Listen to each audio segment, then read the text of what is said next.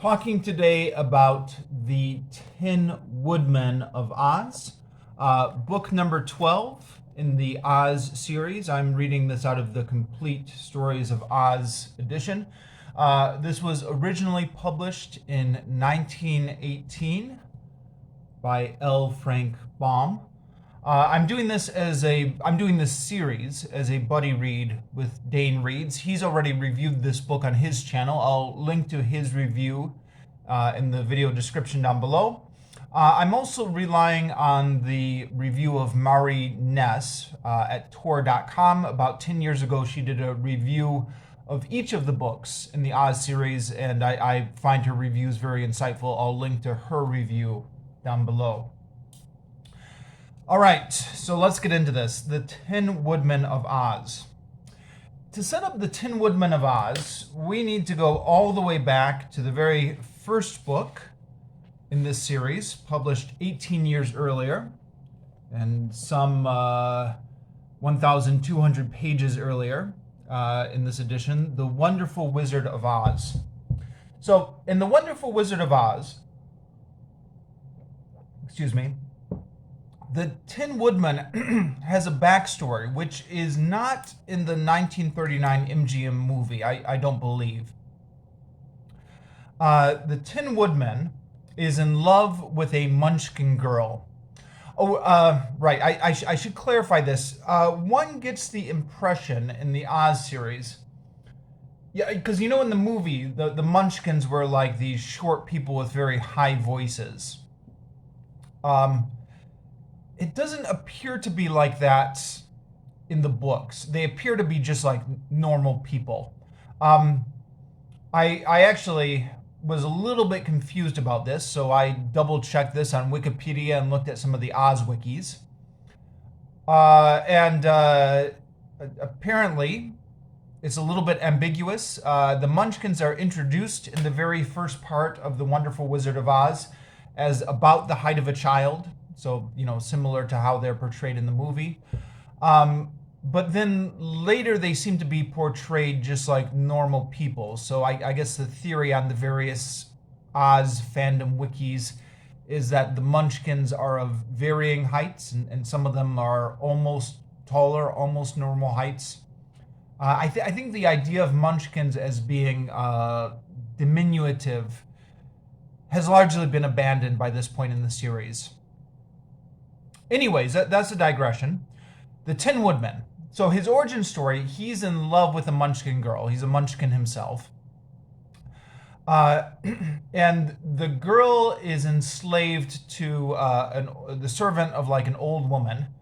And the old woman doesn't want her servant or slave marrying the Tin Woodman. He's not the Tin Woodman at this point. He's just an ordinary woodman.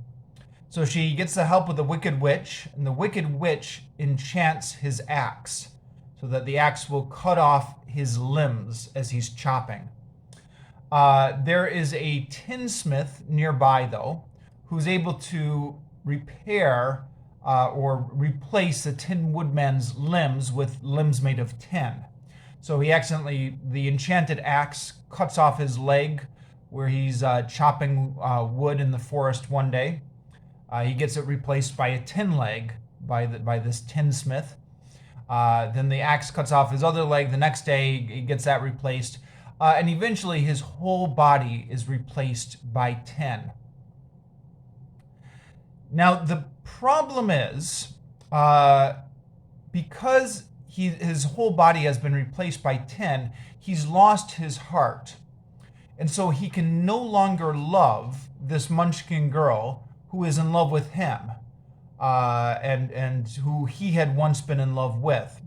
So that is the purpose of his whole quest in the original book, The Wonderful Wizard of Oz. His whole motivation is he wants to get the heart so that he can return the love of this Munchkin girl who loved him. Now, if you go back and watch my review of The Wonderful Wizard of Oz, I'll link to it down in the description down below. I commented on this, and I mentioned how strange it was that then that Munchkin Girl is never mentioned again. So the Tin Woodman, he goes, he gets his heart. They actually have several more adventures in The Wonderful Wizard of Oz, because that part actually occurs, I think, like 2/3 of the way through the story. But never does he talk about the girl who he was in love with. The whole reason he got the heart, that plot angle is just abruptly dropped. And if you go back and you watch the original video I did on The Wonderful Wizard of Oz, I made a comment. I said, okay, well, who knows? Maybe that will get picked up in one of the other stories, because there's so many more stories left to go in this book. Maybe in a later story, we will find out what happened to this Munchkin Girl whose plot thread was so abruptly dropped. And here we are in book number 12, 18 years later. L. Frank Baum is finally picking up that plot thread again. I promise, when I made that original prediction, I did not know that was coming. But at the same time, it was a fairly safe prediction to make, given how many books there are in this Oz series. It was easy to predict that there would be a tendency to go back and resolve unresolved plot threads from the earlier one. Apparently, I'm not the only one who noticed this. L. Frank Baum apparently got lots of letters from his fans. Yeah. So, yeah, the very beginning section here, to my readers. I know that some of you have been waiting for this story of the Tin Woodman, because many of my correspondents have asked me, time and again, whatever became of the pretty Munchkin Girl whom Nick Chopper was engaged to. By the way, Nick Chopper is the name of the Tin Woodman. That, at least from book 2. That's the Tin Woodman's name. Whom the Nick Chopper was engaged to before the wicked witch enchanted his axe, and he traded his flesh for tin. I, too, have wondered what became of her. But until Woot the Wanderer interested himself in the matter, the Tin Woodman knew no more than we did. However, he found her after many thrilling adventures, as you will discover when you read the rest of this story. So the thing that kicks off this story, after 18 years and 12 books where this plot thread has been completely dropped, is a boy named Woot the Wanderer, who his character is that he just wanders everywhere. Shows up at the Tin Woodman's castle. The Tin Woodman, at this point in continuity, has been made Emperor of the Winkies, though it's a completely meaningless title because Ozma is the ruler of all of Oz, but whatever. And Woot shows up, and Woot doesn't know who the Tin Woodman is, so Tin Woodman goes into his whole backstory. And then Woot says, well, why didn't you go back to that girl? And the explanation given here is a retcon. The explanation is that although the Tin Woodman was given a heart, it was a kindly heart, not a loving heart. So this has been established. This has been well established throughout the Oz series. The Tin Woodman has a very kindly heart. He wouldn't hurt an insect. But it was never established before that he didn't have a loving heart. This is a retcon. And there are a lot of retcons in this book. I mean, one thing is that now she has a name, Nimmy Amy, the Munchkin Girl. I guess that's not really a retcon. You can just say that her name wasn't mentioned before. But in this version of the story, she was the servant of the Wicked Witch herself, not the servant of another woman who got the help of the Wicked Witch, which I guess narratively makes more sense, or at least is more streamlined. It's a simpler story. Anyways, Woot brings this up, and he says, well, if it was a kind heart, then how come you left that poor girl waiting for you to return and never tried to find her again? And the Scarecrow, who's there with him, says, yeah, I've often wondered the same thing. Who knows why the Scarecrow didn't say it before, but the Scarecrow is saying it now. I've often thought it was cruel that you just left that girl without going back to her. And so, Tin Woodman and the Scarecrow and Woot the Wanderer, the boy who's entered this story, decide to go on a journey back to the land of the Munchkins to find the Tin Woodman's long-lost love and finally resolve that plot point that just got left hanging from book 1. And then as they are traveling through the land of Oz, they encounter strange things and have adventures as they go, which is the format for all of these Oz books. That's almost all of the Oz books. They wander along the road, encounter strange things. And even though Ozma is the ruler of the land of Oz, it's always a staple in these books that you encounter strange lands that somehow nobody has ever heard of and are organizing themselves, ruling themselves independently of Ozma. It's one of the reoccurring continuity problems throughout this book. Throughout this series. And speaking of reoccurring continuity problems, the whole thing about whether or not you can die in Oz is it's been so inconsistent throughout this whole series, but it's so inconsistent even within the same book. And as I've said before, I'm kind of willing to forgive stuff that's inconsistent between books, kind of, because it's very clear that L. Frank Baum doesn't care about that anymore. But you can't be inconsistent within the same book. That is just sloppy storytelling. And yeah, it's so inconsistent. It goes back and forth and back and forth. Characters will be in peril of being killed or being told their lives are in danger. And then the very next chapter, a character will say, well, nobody ever dies in the land of Oz. And then the very next chapter, people will be worried about dying. Or it'll be implied that creatures are being eaten or something like that. Just goes back and forth so much. I think it was one of L. Frank Baum's worst ideas to introduce the idea that nobody can die in the land of Oz, because he can't follow it. He can't tell a story without breaking that rule. Anyways, they go to the land of Loonville, where the loons live. And the loons are essentially balloons.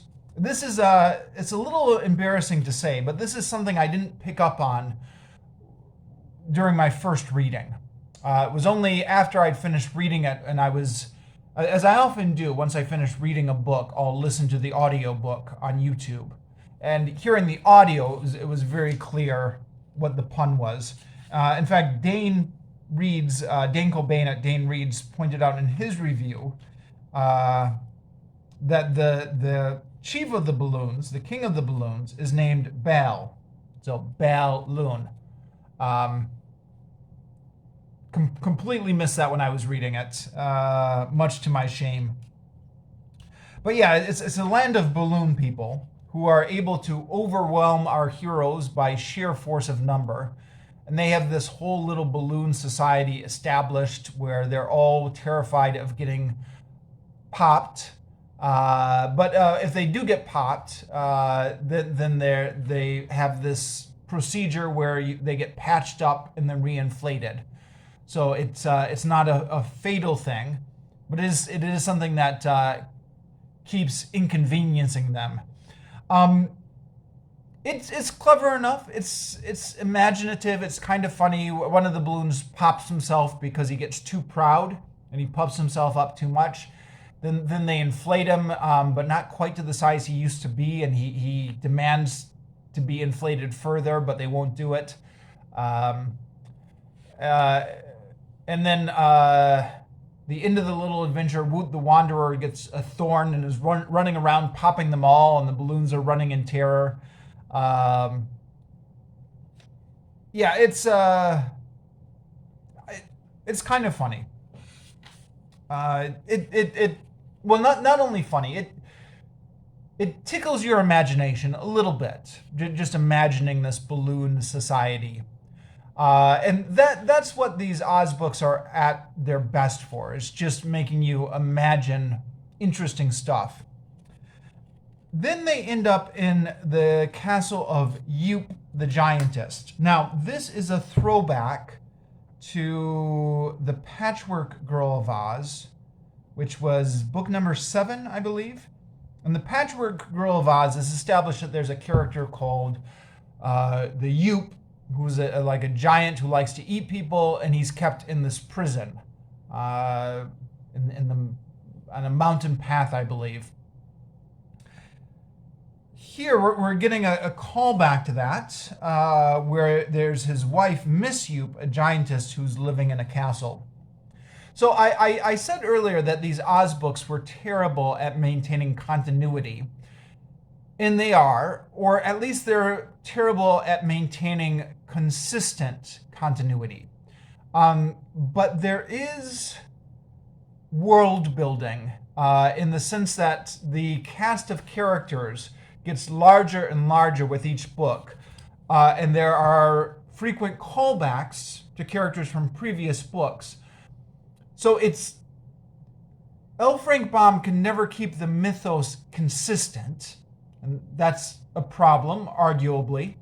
But what he does do is just create this world of characters that's bigger and bigger, even though you have to readjust your continuity with each book. So anyways, yeah, call back to the Patchwork Girl of Oz with Miss Yoop. And Miss Yoop, her thing is that she transforms people into different things. So she transforms Woot into a green monkey. She transforms the Scarecrow into a bear, but like a bear made of straw. So instead of being a man made of straw, he's a bear made of straw. And she transforms the Tin Woodman into a tin owl. And they meet up in the castle with Polychrome, who had already been transformed into a canary. And eventually they escape the castle.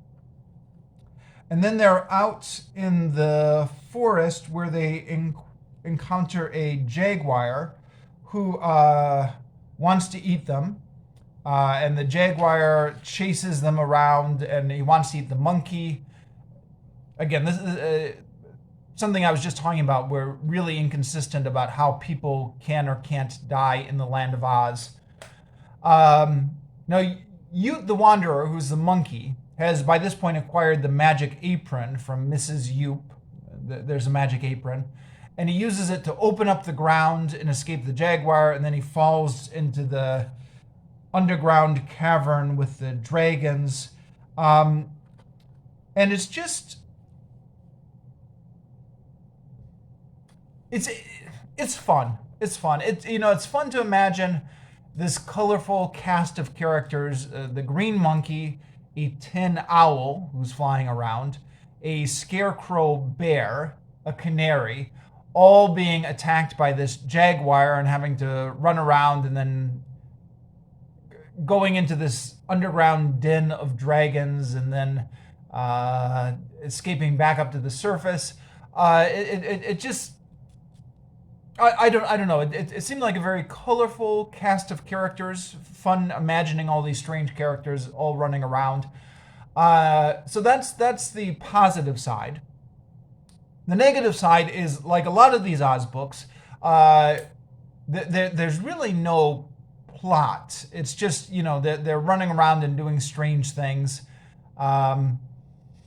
most of the difficulties that they encounter on their way, one way or another, get resolved by magic. Marie Ness, again, I'll link to her review down below, pointed out that pretty much everything just gets resolved by magic at this point in the series. This is the crux L. Frank Baum is relying on. Polychrome is established to have fairy magic. That was not true of the first time we met Polychrome. In book 5, I believe Polychrome was first introduced. Polychrome is a rainbow's daughter, but now established that she has magic. Ozma, when we do meet up with Ozma now has fairy magic. Again, this was not true of Ozma's character in the early parts of the Oz books, but is true of Ozma's character at this point. And then, of course, there's more magical characters in Oz than you can shake a stick at this point. Glinda the Good Witch, the Little Wizard of Oz, Glinda's apprentice at this point in the series.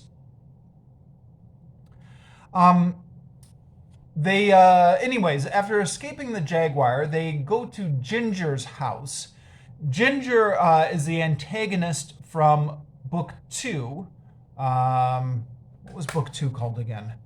The Marvelous Land of Oz. The Marvelous Land of Oz.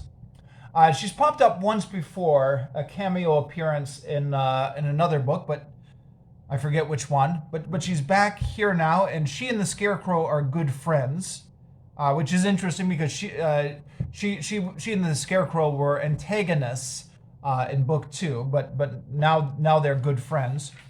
According to Wikipedia, this is the most substantial reappearance of Ginger in the Oz series, which I suppose means we won't be seeing much of Ginger in future books, apparently. But good to re-see her here. Ozma and Dorothy show up, and Ozma and Polychrome do some magic to get everyone transformed back to what they should be. Oh, I forgot to mention, they run into a character named Tommy Quickstep, who's a messenger who has accidentally transformed himself into this huge centipede-like beast with 20 legs. So he wants to get turned back into normal, and Polychrome just uses their fairy magic to change him back to normal. So, again, it's like Marie Ness said in her review. Just kind of all the things that they encounter just get resolved by magic. Then they continue on, and they meet another Tin Woodman. They meet another Tin Man. I misspoke when I said Tin Woodman, because he's actually not a woodman, he's a soldier. He's a soldier, but he's all completely made out of tin. He is all rusted up, just like the Tin Woodman was when we originally encountered him at the beginning of this series. This other Tin Man is rusted up, but they give him the oil. Oh, by the way, Dane pointed out to me that this whole thing about tin men rusting is not scientific, because apparently tin doesn't rust. But as far as inconsistencies go in this series, it's one of the minor offenses at this point, one of the minor sins. Anyways, they give him the oil and he starts to move again. And they're curious, why are there 2 tin men? It turns out this guy has the exact same backstory. After the original Tin Woodman left, he fell in love with Nimmy Amy, the Munchkin girl, and also got enchanted by the witch to have bits of his body hacked off, and also got repaired by the Tin Smith. Tin Smith's name is Kulip. He's given a name in this book. He wasn't named in the first book. So then they go to the Tinsmith's workshop, And he is out at the moment they come back in, but they find their cast off parts, some of them lying around his shop. And again, it's established with some inconsistencies that nobody dies, nothing can die in the land of Oz. So the Tin Woodman opens up a drawer and he sees a head staring back at him. He says, oh, boy, that head looks familiar. I know I've seen it sometime before. And it turns out it's his old head. Now that his head can't really remember very well his previous life. It's hinted at, or it's kind of stated that he can't remember it because he doesn't have his body, which I know that doesn't make any sense because memories are stored in the brain, not in the body, but that's the explanation given. He only vaguely remembers his previous life, and he's been left in this cupboard, in this cupboard for the past how many years, 20 years or whatever, where he's had nothing to look at but just the walls of the cupboard. Because that was not intellectually stimulating after a few years, he absorbed everything there was to see, and then he thought everything that there was to think, and then he just kind of let his mind go blank because there was nothing else to do in that cupboard. So he's because of the lack of intellectual stimulation, he's just become, doesn't really have a personality. There's this weird scene where the Tin Woodman is talking to his old head. It's a bit of a creepy scene. It's interesting, in Marie Ness's review of this, if you read the comments at the bottom, there's a few people who say, boy, that scene with the Tin Woodman talking to his head, that really creeped me out as a child. Which I can imagine. I'm reading this now as an adult, but it's a children's book. So most people who read this will probably be children. It is kind of a creepy scene. So then, eventually, the tinsmith, Kulip, comes back, and he explains kind of what happened. And they ask where the rest of their discarded body parts are. And Kulip says, well, I knew you were never coming back for them. So I got this super glue, which glues together any living material, more just kind of magic out of nowhere. And so I decided to glue your body parts together and make a new person. Only I couldn't find enough to make a complete one of either of you, so I combined them to make a new one who's called Chopfit, which is a combination of their names. The Tin Woodman was Nick Chopper. The soldier was, what was the soldier's name? Captain Fighter, so he becomes Chopfit. And then it says, Chopfit apparently wandered off. It said, what became of Chopfit after that? The Scarecrow inquired. I never heard. He started off east into the plains of the Munchkin country, and that was the last I ever saw of him. It seems to me, said the Tin Woodman reflectively, that you did wrong in making a man out of our cast-off parts. It is evident that Chopfit could, with justice, claim relationship with both of us. Don't worry about that, advised Kulip cheerfully. It is not likely that you will ever meet the fellow. And if you should meet him, he doesn't know who he is made of, for I never told him the secret of his manufacture, etc. So, of course, as soon as you read that, you think to yourself, okay, well, obviously they will encounter Chopfit. And I don't know how much credit I can take for this because it's probably fairly obvious to an adult reader. But I knew that Nimmy Amy was going to end up with Chop Fit because it so perfectly solved the problem of here was the Tin Woodman and the Tin Soldier, both her former sweetheart. Which one is she going to end up with? Of course, she's going to end up with Chop Fit. And sure enough, that is what happens at the end. There's a rather boring interlude in between where they're traveling to where Nimmy Amy was last seen. And they travel through an invisible country where the obstacle is they all become invisible so that they can't see each other and bump into each other, which goes on for a couple pages and pretty boring. And then they run into a hippo giraffe, who's like a body with like a hippo but a neck like a giraffe. And his character is he loves to eat straw.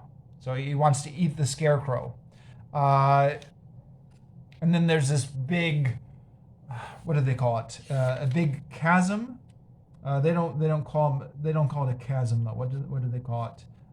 Ditch, a big ditch that prevents them from going forward. But they make a deal with a hippo giraffe that he carries him across the ditch on his long neck in exchange for eating the Scarecrow's straw. But the Scarecrow has lost his straw before. The Scarecrow's life essence is not part of the straw, so he'll get new stuffing on the other side. They stuff him up with hay instead of straw, which he doesn't like as much. But anyways, then they go off and meet Nimmy Amy and find out that she's with Chop Fit, and then that's pretty much the end of the journey. So all in all, it's not terrible. The second half bored me a bit. The invisible land, the hippo giraffe, I didn't find that very interesting. I almost forgot to mention that there's another callback in this near the end. They looking for a place to sleep, and they find a house where these pigs are living. So it's like, pigs living as humans in a house. And so they don't want to sleep inside because they don't want to sleep with the pigs. There's some strange anti-pig prejudice going on in this group. It's implied that pigs are filthy or whatever. But then when they're living, the pigs say, oh, by the way, have you ever heard of our piglets? They're living in the land of Oz. And it turns out these are the 9 piglets that the Wizard of Oz has, the 9 little piglets who've been traveling around with the Wizard of Oz since book 4, Dorothy and the Wizard of Oz. And occasionally these 9 little piglets will pop up. So another cool little callback to characters earlier established in the series.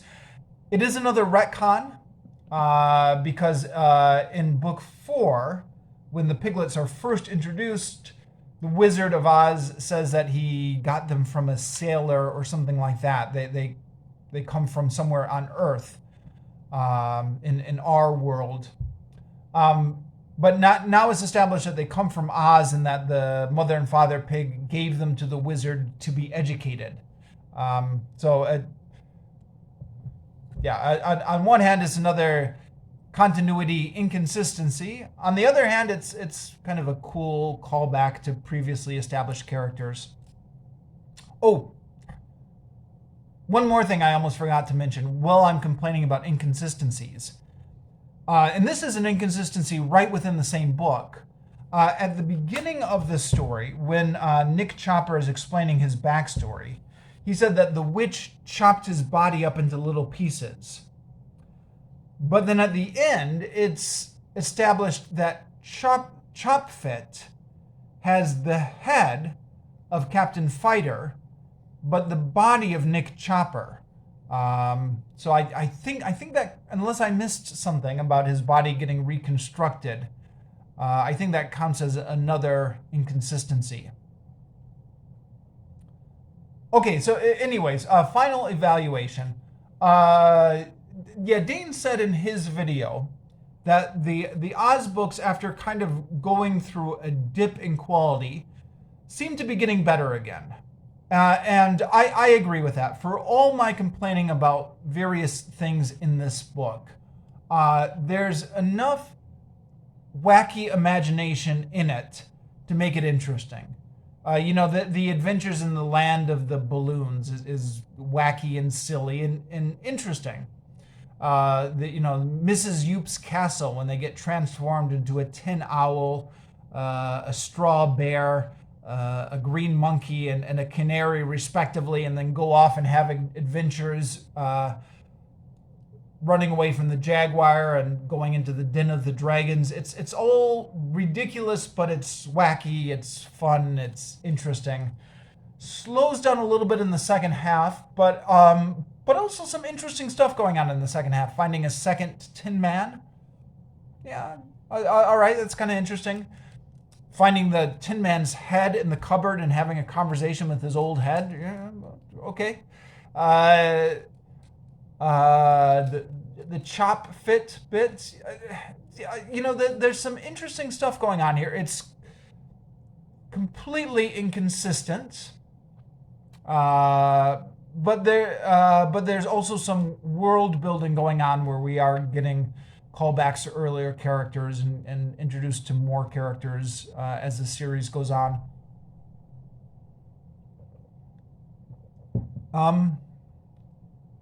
In addition to that, Marie Ness makes a point in her review, something that, again, I have to admit I largely didn't catch, but there's a theme going on throughout this book, and that theme is the concept of identity. For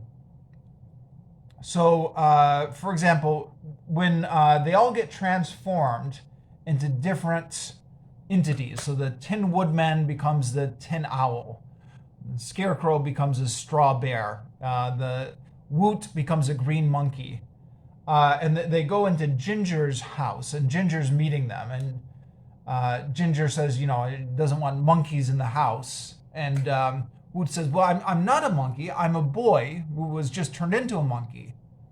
And Ginger said, well, are you really a boy then? Or aren't you a monkey? Is he a monkey or is he a boy at this point? And of course, the Tin Woodman, the idea that he's had his parts chopped off and replaced by tin one by one. First his legs, then his arms, then his... I forget whether he lost his head before his body or his body before his head. But, he's been completely replaced. All his parts have been replaced by tin to the point where there's none of him originally left, but he is still Nick Chopper. That is where Nick Chopper's identity is. And then when he encounters his old head in the cabinet, that old head is not him. That's just his old head, but the Nick Chopper is him. Or, I'm not explaining this well, but you know what I mean, I trust. Kind of maybe like a ship of Theseus problem. Kind of an issue about where does our consciousness reside or where does our identity reside. Same thing with Captain Fighter, and then Chop Fit. Chop Fit or Chop Fight? The spelling's a little bit confusing.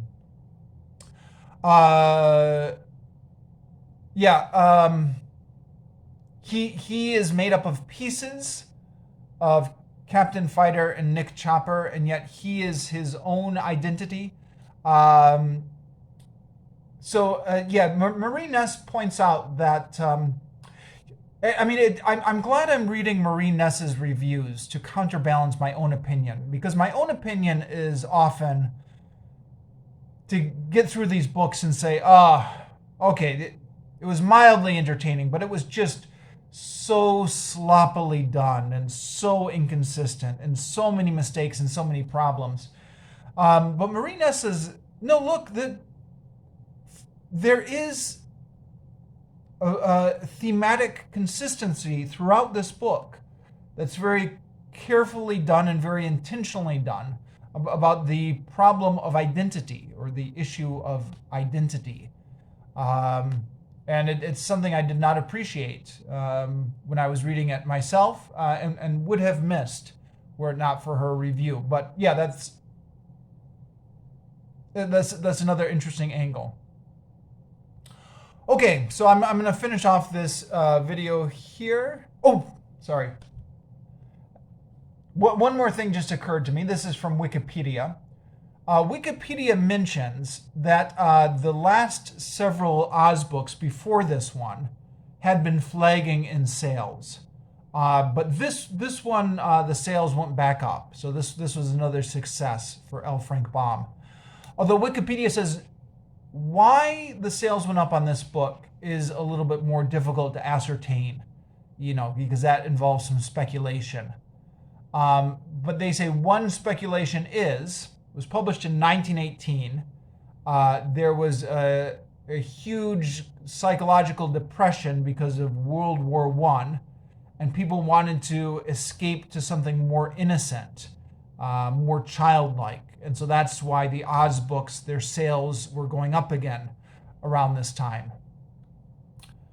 Could be, although when you consider all the people who lost limbs or lost body parts in World War I, the story about, I don't know, is this really the story they want to be reading at that time? I don't know. But for whatever reason, this book apparently is marking a sales going up. So I'll continue on. There's only actually 2 more books left in this series before L. Frank Baum died. Dane is ahead of me on this one, so I think he's already reviewed the next book and read through everything. And then we are to the end of L. Frank Baum's books. But I got this Kindle in large part to continue the series because some of the books after L. Frank Baum died are publicly available on Project Gutenberg. So I might be checking them out here. Okay, I'm going to finish off this review here.